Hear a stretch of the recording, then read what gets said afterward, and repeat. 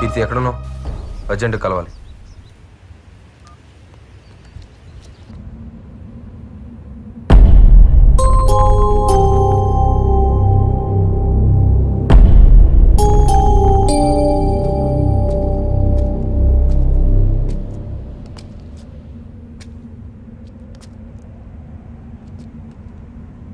ఏంటి డల్గా ఉన్నావు? నారాయణకి మన రిలేషన్ గురించి చెప్పేశాను. గుర్తుందా నీకు? అప్పుడు ఎందుకు చెప్పా? ఇంకెప్పుడు చెప్పాలి? ఎగ్జామ్స్ కూడా అయిపోయినాయి కదా. ఎగ్జామ్స్ అయ్యాయి కానీ ప్రాక్టికల్స్ ఉన్నాయి. అవి కంప్లీట్ చేయకపోయినా ఫెయిల్ అవుతారు తెలుసా?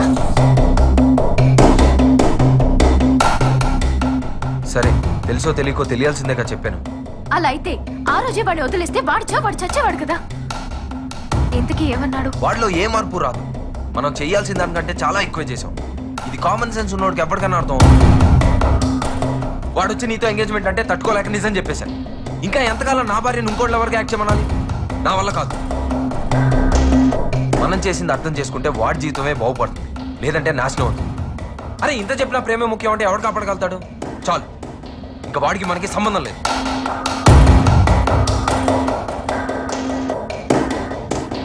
మనకే చాలా ప్రాబ్లమ్స్ ఉన్నాయి, ముందే సాల్వ్ చేసుకుందాం. వాడికి ఏమైనా అయితే